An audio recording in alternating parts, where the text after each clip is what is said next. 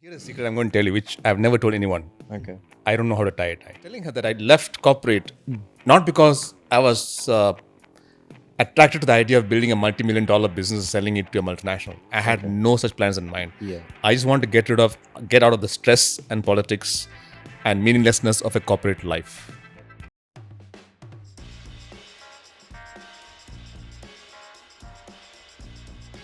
Speaking of startups in India, right? Have you heard of Zepto? No, I haven't.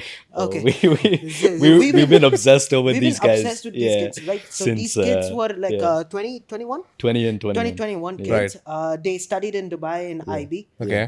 They got into Stanford. Yeah. And this was during COVID, I think. So Yeah. they didn't get a chance to go to Stanford. Right. Right. So they went back to Mumbai and they started like a grocery app. Yeah. Right. Right now, grocery app they started in 2020. Right, 2023 they've raised a total of 500 million. 500 mil at a 1.4 billion valuation. Yeah. Right. So, but we're looking at it and we're like, What did we do, and what's going on? You know, like, But hold on, what are the lessons you take from that? I'm just curious. yeah, The lesson I took from that is maybe did I waste my last 2 years? Did I f- it up? Is my like what did I do wrong? That But why would you think like that? I think that there is, we're still, they've had, like, they must have had circumstances where they've explored a certain path. I wouldn't have been intrigued by startups before Abubakr. He started talking to me when I was preparing for my CFA level 1 about startups. So even that is a part of a journey. So I wouldn't say you wasted your time. This is all part of it leading. But I just say, I'm just thinking, like, it's so random. There's luck is so random. You don't know who it affects. And I'm like, when is it going to happen for me? When is it going to happen for you? When is it going to happen for them? Liz and Emmanuel. Right. We're all trying, but should we be chasing the money, or should we be chasing the legacy? What should we be chasing in order to get to that extent of success? We would consider these two Zepto guys as successful right now. Right. Although maybe they themselves maybe like there's a lot of more potential to the company. We have a lot more to achieve. But to the outside, they're successful. How do we, like, as the youth, or maybe you could just address the two of us? Yeah. more than that, right? Just to add on to it, like I don't look at Zepto and be like, these guys raised 500 mil at Yeah. 1.4. I don't care about Yeah. all that. For me, these guys, these two kids, they built a company. They're hiring people. Exactly. They're running the show. Exactly. Right? Whether the company's profitable, not profitable, we don't know the information, but they're They're running contributing to the society something. Right? in They a built large something, part. right? Yeah. Why didn't I build something? Yeah. Is a question. I don't yeah. want to blame. So here's my circumstances. Yeah. answer, right? And I hope that's a satisfactory answer. Yeah. So the outcomes or the performance, Yeah. right, is a result of your skills, Yeah. which is a lot of it is IQ driven. Let's face it, Yeah. right, and that's largely genetic. Let's face that. Yeah. Okay. Of your attitude, right? How much of a hustle attitude you have, and all this kind of how much extroverted you are, how much calm you are, right? And so that is these two are. So attitude is controllable to a large extent. IQ is not controllable at all. Yeah. Pretty much skill, Yeah. but skills are controllable, right? So it's a mix of what's controllable and not controllable. Yeah. But then there's this huge uncontrollable element, Yeah. which is being at the right time at the right place. Yeah. Right. Yeah. So Stanford or Mumbai or Yeah. Delhi, or they met some professor from somewhere. Yeah. Right? Yeah. That's, I don't want to call it luck. It's but maybe I use luck the, is one of very, very crude and very misused word. Yeah. But I think they made it happen a certain way, because there's also a concept called luck surface area, Okay. which is an interesting mental model. Okay. Which is where you meet as many people as possible and Yeah. something might strike. Yeah. Right. So if you're sitting in your room in Trivandrum, it's going to happen. Yeah. Or Karama, Yeah. nothing's going to happen. Yeah, Right. yeah, yeah. But if you go to podcasts, interviews, conferences, accelerators, incubators, you're bound to meet someone bright and helpful and sure. the ecosystem. Yeah. So I think it's a mix of many things. So I think it's good that you're doing what you're doing now, for example. Yeah. Because if nothing else, is exposing you to many experiences. Yeah. Right. And meeting so many people, Yeah. which you would have never met otherwise. Yeah. right? At this young age, right? How many people in your group in college have similar contacts or networks? No, not really. Not really. Yeah. And imagine how much of a leg up in life this might give you if you play it right. Yeah. Right? If you play it right. So that's, I think, my longish answer to the short question. So it's skills, attitude, right place, right time. Network has become very important. Networking is extremely important. And one thing with a lot of these guys who I've noticed, they have good networks, or at least their parents have good networks. Yes, that we brought. They plug into those. We actually, were trying to- we were trying to actually dig trying that to up, yeah. search up who their fathers were, Yeah. where did they get their seed capital Correct, from. exactly. Yeah. I mean, look at Bill Gates' parents, right? I mean, he got his break with IBM because his mother was sitting on a school board where a key guy from IBM was also on the board. Yeah. Done. Yeah. Right? So, things like that. So, And we look at him like we have that, what is it, the survivorship bias. exactly. Yeah. We look at it like, oh, Bill Gates dropped out of school and look Yeah. how he built Microsoft, right? So, I was about to say same thing for Zepto, right? Yeah, We are yeah. looking only at the success stories, but how Exactly, many exactly. non-Zeptos are there out there, right? Exactly, Who couldn't make exactly. it? We are not seeing that side of the Exactly, story. exactly. These guys are outliers in a way, right? Talking of attitude, right? Now there is one part of your book that says, you regardless of what you do, you have to have your balance. Correct. Right? You can't just be working all the time and everything. Yes. There are a lot of people who say that if you are working on yourself or working on your business, Right. you should have that hustler attitude where you're grinding all the time. The term grind is become Correct. sort of a meme right now, right? You Yeah. grind set. Yeah. Right? How do you feel about it? Do you think people should sit and work like all 24 hours of their life? Or do you think that balance, regardless of what you're doing, is very important? This is a very interesting question. I've been asked this before. I never used to have a clear answer. So let me try and give a clear answer this time round, right? Okay. So there are obviously pros and cons to both being a hustler and not being a hustler. But I think if you are young, right, and you have a long runway obviously ahead of you, it's a great time to lay a foundation. And you must lay a foundation then, not when you're 35 or 45. Yeah. What does that mean? It means trying out various things, acquiring a very good education to start with, trying out various things, getting good mentors, good coaches or mentors or sponsors, getting into the right companies initially to give you that boost, right? Yeah. And that calls for a lot of hustle sometimes, Yeah. because you got to go attend interviews, certifications, exams, travel, blah blah blah blah, and then you sort of align yourself accordingly. By that time, you should know who you are and what you want to do, right? And then you become more focused. Yeah. Rather than spread yourself thin and work 25 hours a day. Yeah. And then hopefully that will yield results. I didn't work that way. Yeah. I wish I had worked in this manner. I just worked blindly, right? Bluntly, typical brute force. Yeah. Work like a donkey. Yeah. 12 hours a day, say nice things to your manager, hope he feels nice the same way about you, right? And hopefully you get promoted and Yeah. But I think this is a smarter way of doing it. And I think if you look at all success stories, right, most of them, they found their spot earlier on in life because they tried many things. They worked their ass off, right? Yeah. And then after some time, they could sort of, when you are 40 or 50, you start taking it easy because you've already built that foundation and that wealth and that network, right? I think that's the way. Because the other side of it is, and I've seen people go into that, and I'm sure you've seen it as well, right? Especially in our culture, people work their asses off. Yeah. And I've seen people in their 40s and 50s, overweight, diabetic, arthritic, no work-life balance, family life. Yeah. I know of a story of someone in this part of the world, senior guy, highly respected, very confident, very articulate guy, right? At work, mentor, blah, blah, blah. But family life, zero. Health-wise, zero. 2 months after he left office, he died.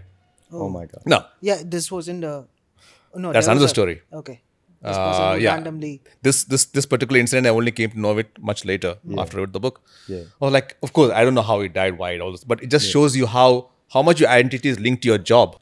You had this section in the book, right? Which Managing is... transitions. Not managing transitions. I haven't gone there yet. You have to read chapter 14, man. That's towards the end. All right, you had you were saying list 6 people and you only listed 4 people. Oh, really? Yeah, where are the other 2? Shit, no one picked that up. Oh my God.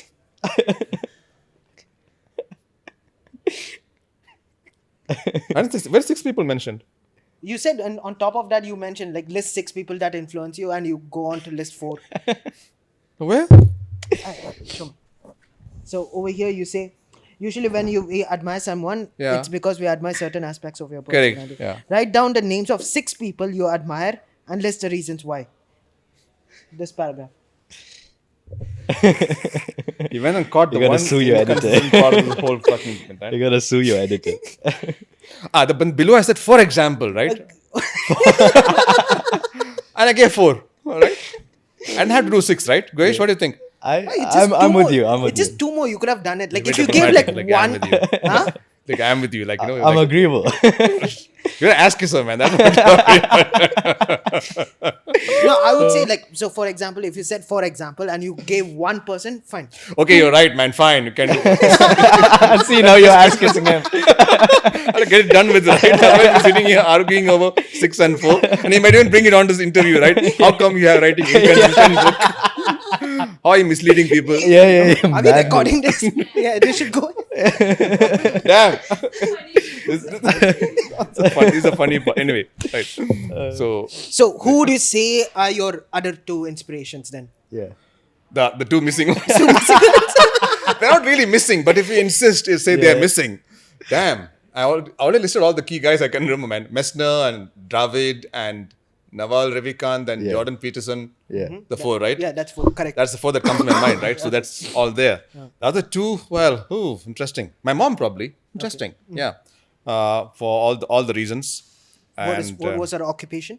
She was a college professor. Okay. Hence my obsession with reading and other things, right? Fitness, etc. And what particular values do you relate to? Independence, contrarian mindset, mentally tough,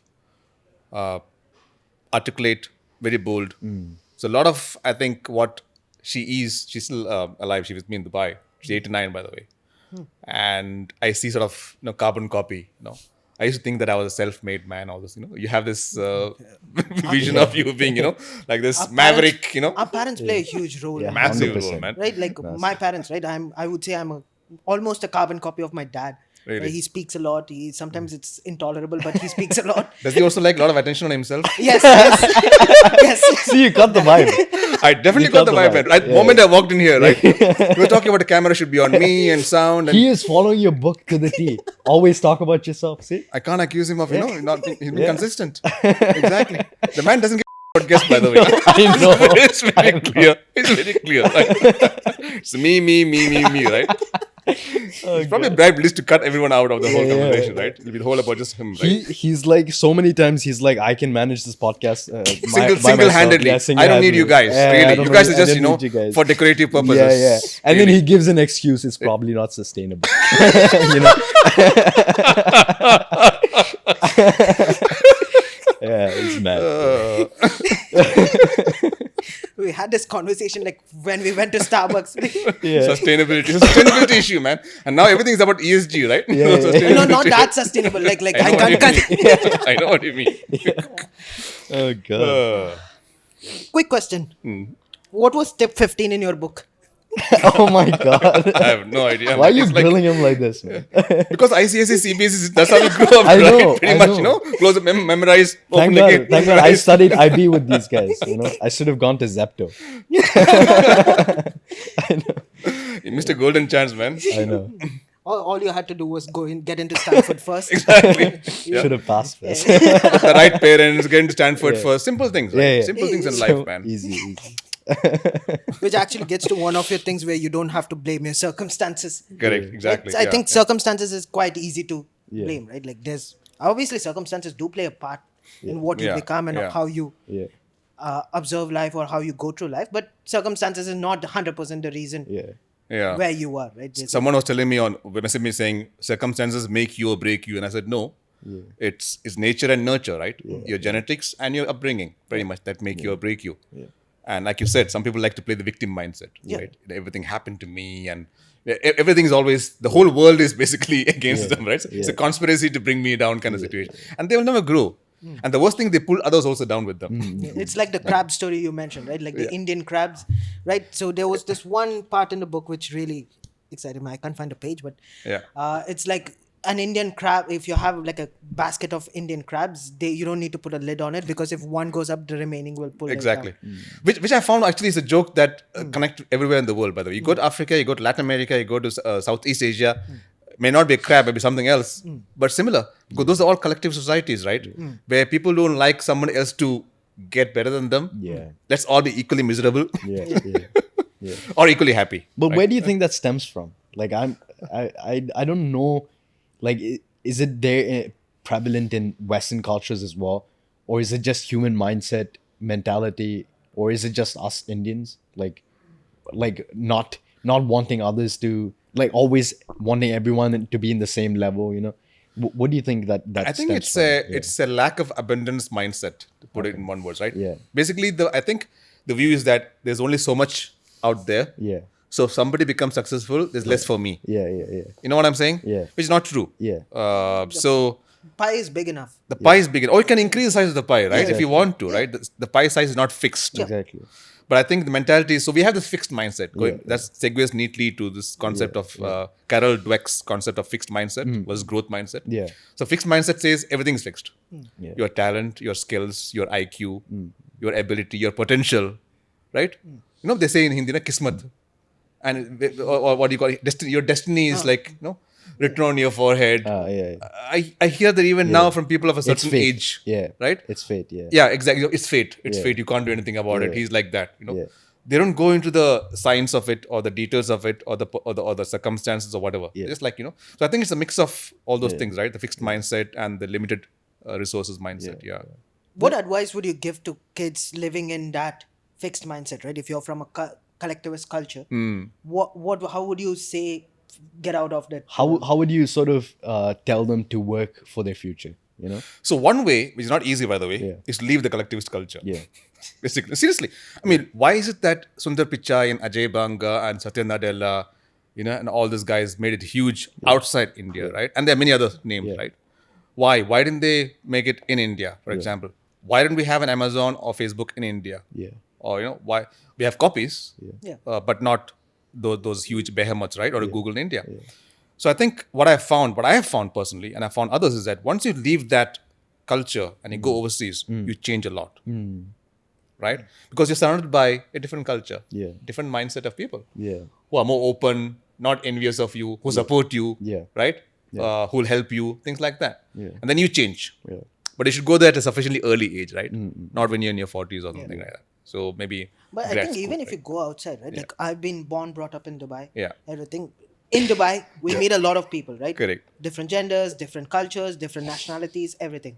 But what I've noticed is that regardless of how much people I'm exposed to, I like to hang out with Guhaesh because we both are from Tamil Nadu. Right. Right? That always comes to it, right? Like no matter how many people I interact with, I call up Guhaesh and we talk for hours and hours and hours, regardless of what happens. Like I haven't found a friend like him who I speak for hours and hours and hours. Okay. Right? So that tribal mentality, regardless of where you are, comes back to you, right? Like if you are born and brought up in a system where you are. Right. So In that, a couple of things there, right? So people say, he was born and grew up in Dubai. Why doesn't he have a cosmopolitan, broad-minded mindset? And my answer is 4 words. Dubai is little India. It is. It's a bubble. It's a bubble. Well, not just bubble. Not a bubble so much. It's little India because walk through Karama or Dubai, Yeah. and you look around. You almost like in any Indian city with better streets and better cars on the road, of course, and better shops. So what happens at home? Of course, your parents. At school, who are your schoolmates? Indians. Indians, Who are your teachers? Indians. Yeah. Okay, even the bus driver is Indian. Okay, you come back, go to a shopkeeper, Indian. Movie theater, Indians. Yeah. So where is the so-called cosmopolitan or intercultural mix happening? It's not happening, right? It's a very not tribal. I won't say tribal. It's a very sleek thing, right? Like you have to go out of your way to. Yeah, you have to go out of it. So again, just like you leave the country and go to the US and expose you to that culture. Here you have to make an effort, but people don't want to make an effort. Right? You probably want to hang out with him. He doesn't look too happy about that, by the way. While he was saying, I spend more time with Guhaesh was like, really? Me? I mean, dude, this is your time, Guhaesh. This is the time to get it out, man. Just say it. No, Say it, man. I was just thinking Just say it. maybe I've been sort of brought up in a different way because my parents have always sort of pushed you need to mingle with everyone. Yeah. Because I've studied in it's not like a boast or brag kind of a thing. I've just been exposed to a a lot of different nationalities since a young age. I've studied in, I've changed a lot of schools, but I've studied in Shoifat and I've studied in American. Why do you change schools? Normally, you know what? Why people have to change schools, right? No, it's just it's also we were looking for the best curriculum to get that potential out of me, but then that changed into stress a little bit. So I mean that's a different story. I was looking for some spicy story. Kicked out of a school for some. No. That's a story for another day. But it's just I've been sort of exposed to different nationalities. My closest friend in like second grade was a local guy. So and I've like had a lot of Lebanese, Egyptian friends and like Pakistanis, and it's not just about it's not just about the Indian bubble, like you said, right? It's about how the parents also like approach like their children. You know how they want their children to be treated, how they want their children to move in life. Maybe they only want an Indian sort of I know what you mean. Sort of an Indian crowd for them to mingle with. So you got to make an effort, right? Yeah. You got to make an effort to break out of that. Otherwise, Yeah. it gets very comfortable. So I'll give you an example, which I think mentioned in the book as well. Yeah. When I was working in Nakheel, Yeah. at the age of I haven't come to that. 34, I saw that. 35, Yeah. it's not reached that stage yet. Yeah. And there were a lot of Indian employees, Yeah. but there were a lot of non-Indian employees as well. Arabs, Egyptians, Lebanese, Australians, Singaporeans, Brits. Yeah. I would deliberately go and have lunch with those guys. Yeah. Yeah. Okay? Not because I was being racist or anything, but I wanted to get a different mindset. Yeah. And just before that, before joining Nakheel, I used to work with ENY in Dubai, which was like 99.99% Indian. Yeah. So for me, that change in culture was like, wow, like a breath of fresh air, right? Yeah. There are different perspectives. People were into fitness and sports. They had a work-life balance, Yeah. which auditors in Ernst & Young in those days, Yeah. probably even now, Yeah. never had, Yeah. right? So they they actually went on holidays, Yeah. proper holidays. Yeah. They never worked on weekends. Yeah. You know, they didn't kill themselves on weekdays. Yeah. So you don't have to travel out. Yeah. You can actually do it right here, Yeah. but provided you mix with the right circle or join the right company, right? Yeah. If you have a Deshi background, you join a company of Deshis, Yeah. guess what? You're going to be like them. Do you think this is circumstances or awareness? Do you think it's a circumstance that you just mingle with Desis all the while, or and other people all the while, or I mean other people as in I mean non-Desis. Non-Desi, But or do you think it's just the awareness and the sort of you want to push yourself to sort of explore other people as well, you know? Yeah, that's the interesting part. I think for me, Yeah. it was a trait part. You know, we talk about traits Yeah. and values. Yeah. So I'm an extrovert by nature. Yeah. And I'm curious about people, which is why I was good at teaching. Yeah. As an example, right? Yeah. So I like to meet new people. I like to know about them and share stories. Yeah. So that helped a lot. Yeah. In a collectivist culture, most people are not encouraged to be extrovert, if you notice, right? Yeah. They're encouraged to be hardworking, conscientious, right? But not open Yeah. and definitely not extrovert. Yeah. That hurts them, Yeah. right? That's the way they're raised, right? Stay in your family, don't meet other people. We are there for you. Why bother making friends and, meeting people, right? Going outside your circle and your friend. No, don't require. So I think for me, I'm a single child. Yeah. And I found it easier to connect with other people, Yeah. right? Because I didn't have any huge network of relatives to, to mingle with all the time. Yeah. So for me to mingle with people, I had to go out and meet other people. So that worked for me. So I think it was trait Yeah. specifically that worked for me, and just happened that way. I didn't go into Nakheel saying, you know what, I want to be mixing with this kind of people. I just want to take a different job. See, you had that sense of awareness that you need to push yourself in a certain direction. I wouldn't say push. It was more interesting, Guhaesh. Okay. It was interesting to talk to a Brit. it wasn't a push. It was just part of you. Yeah, it was. I don't recall making effort. Okay. Got it. I didn't have to consciously push myself. Yeah. Okay, today we'll have a lunch with a That's fair. Singaporean guy. Yeah. No. Yeah. It was Yeah. like, Yeah. I like this guy. Yeah. He works in architecture, whatever, different from finance. Yeah. Let's have a chat with him. I'll He get to turns know out to him. be Singaporean Yeah. or Australian. Yeah. Yeah. And then the conversation goes Yeah. different direction. He says, join me for this one. Yeah. And you know how it happens, right? Yeah, One yeah, conversation leads to another. Yeah. I think that exposure to different cultures, right, also plays a big part in how you look at money in general, right? Like if Yeah. I'm from India, what my parents or what my relatives would look at is how much salary is he making? Is he making that same salary month on month? Is it growing by 10% year Does he on have year? gold? Does he have gold?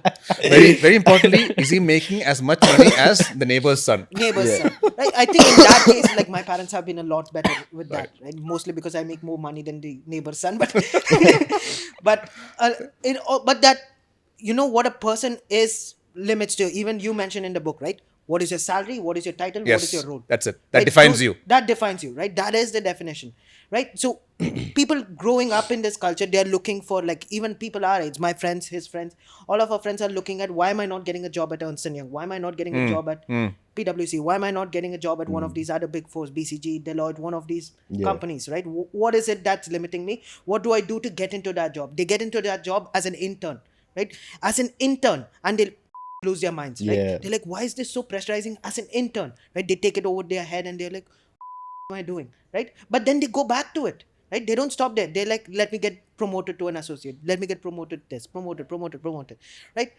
What advice would you give to them and say that, you know, maybe this isn't for you, get out, right? And a lot of people don't want to get out. No. A lot of people are way too afraid to get out. That having PwC or one of these top fours in my CV makes me feel like I'm better than others, right? So how would you convince them that this is not it? Ooh, that's a tough one, Abubakar, because so a lot of people have this deep desire for external validation. And we talked about a tribe, right? The need to belong to a tribe. That is deep set within a lot of us, right? And not following the same route means you're not part of the tribe, because you don't hang out with the same crowd anymore, right? You hang out with a different crowd, maybe startups or whatever, entrepreneurs or whatever, right? So you have to have a contrarian mindset. So fundamentally, I found out recently, when I say recently, about 5 years ago, after I started coaching, that I have a disagreeable personality. Yeah. A direct opposite to Liz's personality. Okay. Now, disagreeable doesn't mean nasty or being an asshole. Yeah. Disagreeable basically means contrarian and challenging and willing to question the status quo. Yeah.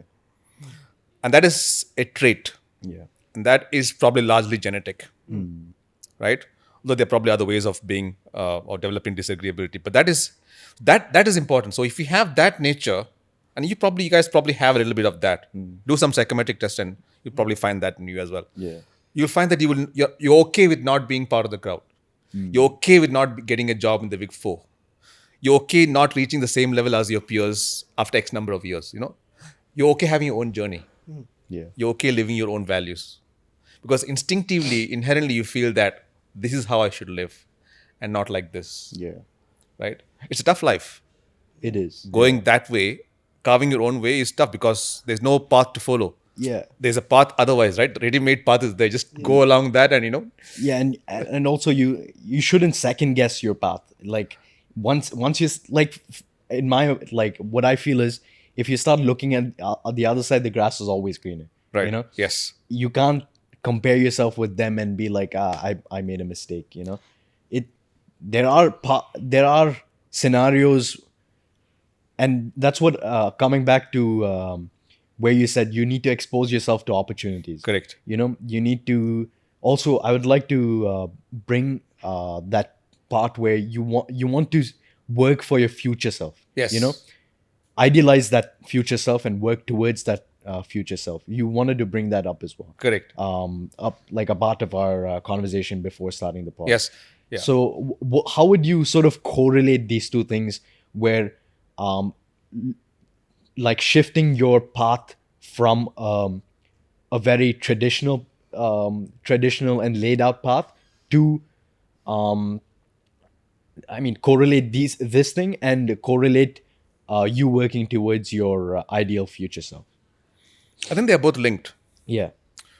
because, and I'm going to start with a quote by someone who said, if you live your passion, you will never regret your choices. You probably heard that as well. Right? That's a very good starting point. And that really connected with me. Yeah. Because it explains everything pretty much. Yeah. Passions, of course, is a short form, is a very crude way of saying it. Yeah. But if you live your values, then if you look back when you're 80 or 70 or whatever, you will have little cause for regret, because you did what you were supposed to do. Yeah. Or what you were designed to do. Yeah. Right? The problem is most people don't know what they're designed to do at 20 or 25. Yeah. Right? So how do you find out? Well, you do many things, right? You try out many things, explore. Yeah. You work as an intern, Yeah. you hate it. Yeah. You go and work in a startup, maybe you like it. That tells you something about yourself, right? Life is telling you something about you. So for me, for example, whenever I worked in and I've only realized that recently in the last decade or so, whenever I worked in a structured, formal environment like a Big Four, I hated it. Yeah. Whenever I worked in a fast-growing company like Nakheel in the early days when I joined, right? Or whenever I started my company, I loved it. That told me a lot about myself, which is what I require: authenticity, freedom, meaningful work, right? And I hate anything that compromises that. That's now part of the DNA now, Yeah. right? So my advice is going back to earlier question about hustle or not hustle. Yeah. Hustle like crazy initially. That's not just about making money or anything, right? It's actually knowing yourself. Do as much as possible. Yeah. Travel, meet people, and then you'll find that okay, I like this, I don't like this. Yeah. This is not for me, but this is definitely something I could live with for 10 years again. Yeah. Well, see, this all makes sense, right? But at the end of the day, regardless of whether this is good, bad, aside, Yeah. I still need money to live, right? True. Now, if I'm looking at my peers and saying that they are making twice my salary, and I'm not making as much as salary, and at the same time I'm not happy as well, right? Where is the disconnect? Because Are you not happy because you're looking at them, or are you not happy because you're not satisfied with yourself? isolated from them, right? I look at myself and I'm like, my job's kind of Yeah. you know, I don't really particularly enjoy my job, right? I've tried the conformist way. I look at it, you know what, it's I don't like it. I've tried to start up where I'm trying to hustle, not having a lot of fun time or me time or a personal time in it. Yeah. I'm working a lot, but I'm enjoying the work, but it's work at the end of the day. If you enjoy it, you can't over enjoy it, right? Correct. It's work at the end of the day. So I'm looking at it, I don't have time for myself. At the same time, I'm not even nearly making that money to be worth it. So the question comes in, like, how do you look at it in a way that you're happy with it, right? What makes you feel like you're happy, right? That is a fundamental question, right? Like, It's a very fundamental question, right? you're looking at everybody, they're making more. Maybe it brings they're up some existential questions as well. It is a very important question, right? Very important question. I'm sure millions of people ask the same question, not just Abubakr, right? At this point in time. For sure. He'd like to think he's the only one, you know? He would probably like to think, right? Exactly. And like, I brought up this whole idea, you know, exactly, you know, it's I, right? Yeah. So that's interesting because it almost seems like, and I'm not trying to be rude here, that you want your cake and you want to eat it too, right? You want to have your cake and eat it too. You want to be happy and fulfilled and make tons of money. Yeah. And also be accepted. Yeah. Probably. Okay. That may not be happening, you know, in sense because let's take an example, extreme probably. You join investment banking, tons of money, great projects, but the life is up, right? Yeah. No proper work-life balance. You work with all the time in terms of both clients and colleagues and bosses, but you make a lot of money, right? You can say you worked in JP Morgan Chase or Goldman Sachs or whatever, right? Are you happy? No. But on the other hand, you might be happy working for a startup, but they pay you pittance, right? Yeah. Right.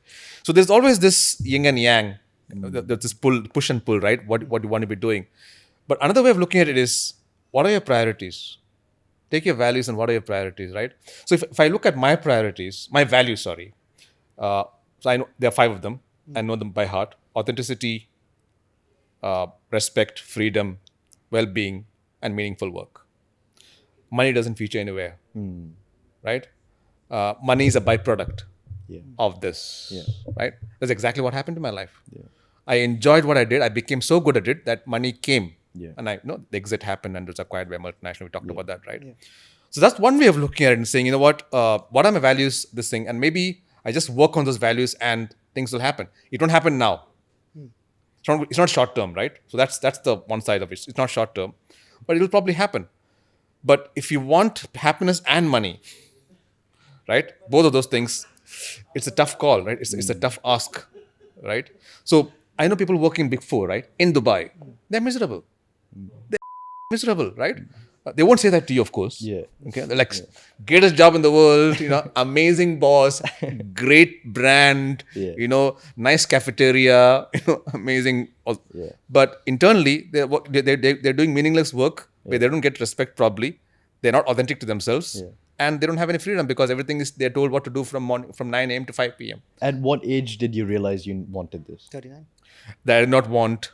That you wanted authenticity, freedom, and the Oh, few other things. at 39 was when it hit me harder than any time before. You should read the book. He's right. I will. I will read the man is right. I mean, I will read the book, man. Don't call me up like that. and I sent this link on the group, remember? Hoping that somebody... We bought the book. It was just like, I gave it to Jamilah. And Yeah, she had the book for a while. Yeah. And then I caught up on it like the 14 tips. At least you read You the should have 14 ordered tips. 2 copies. Exactly. If you really think about it, you read it the other way around, it's still 41. Yeah. It's just all about perception. Perception, exactly. But actually, you went through the important parts of it because the beginning of the book is all about values and traits and foundation part and knowing yourself, right? And self-awareness. So you went through probably the meat or the foundation, the crux of the book, And right? My favorite tip so far was tip 3. 12 signs that indicate self-awareness. Oh, yes. You've gone through 11 points that say you are probably not self-aware. Right. I know somebody who's not Yes. self-aware. Correct. And it's a pain to deal with. Yeah. I'm not saying it. It's okay. You can say it, man. Somewhere. Okay. There are a lot of things at stake. Cut that part out. Cut that we know. I think a lot of editing might be required on this. On this. No. No. It's just this. Trust me, it's not that hard. Yeah. Okay. The last episode we did was so hard. I look at it and I'm scared of touching it. Like Right. So This is super smooth so far. this is It's very smooth. significantly smoother. Exactly. But if you're dealing with a person who you know is not self-aware, who needs to touch grass, Right. how do you tell them to like in a very polite manner, please touch grass? So one thing is, so that's what I do when I do coaching, Abubakr, right? People are sort of getting some idea of self-awareness, but they're not there yet. And then we have some very honest conversations. It's not very polite because they're not coming for polite conversations for me. They want brutally honest feedback, right? So almost like holding up a mirror to Guhaesh and you're saying, you know what, this is who you are, right? And one way of doing that is talk to people who give you feedback. Talk to your colleagues. Talk to your friends who will give you unbiased, not the ass kissers or the right? The guys who will give you unbiased feedback. Exactly. Like, you know what, this is you. Abubakr, this is you. Okay? You're a self-obsessed narcissist who basically wants everything for himself, thinks no one in the team is doing anything to pull their weight. The whole podcast is all about you. And the attention should be on you. And the guest doesn't really matter. That could be. Yeah. Could be true. Could be true, right? They do tell me Allegations. Allegedly. Allegedly, right? Yes, I don't know. I'm just saying could be. I said could be, right? Yeah. I'm not saying must be. That's a could be. You don't know. Right? So that is there, and you want so someone I talked to recently, I've known for some time, HR manager who I've worked with. She said the biggest thing a leader can do is surround himself with people who care about him, but also bold enough to tell him when he's doing. So you don't have to be leader for that. You can be a 23-year-old, a fresh graduate, but you need to have people around you who really care about you and say, Guhaesh, boss, this is not the way to do it. Unfortunately, most friends are like, yes, I agree with you. Yes, man. Yeah. Yes, man, exactly. Yeah, it's good. I agree with you. They know about you or your job or anything, but they're like, yeah, you should do it. So that's the way to basically get real. Yeah. And I think that's a great segue to end this conversation. Absolutely. It was a wonderful conversation. Thank you for being here. Pleasure. I had a lot of fun preparing for this. And this was like a conversation. Yep. Which was the whole idea anyway. Lovely. Yeah. Lovely conversation. Where can people find your book? The book is available on Amazon.com and .ae. It's also available in all major bookstores in the UAE, including Kinokuniya, Magrudy's, Virgin, and some others as well. Okay. So yeah, absolutely. Buy the book. It's the best way of getting real. Where can people follow you? People can follow me on LinkedIn, Binod Shankar. I am on Instagram, The Real Finance Mentor. And that's pretty much it really. LinkedIn and Instagram are the biggest social media platform for me. So I'll see you there. All right. Thank you very much. Thank you. Have Pleasure. a nice day. That camera? Bye. Bye.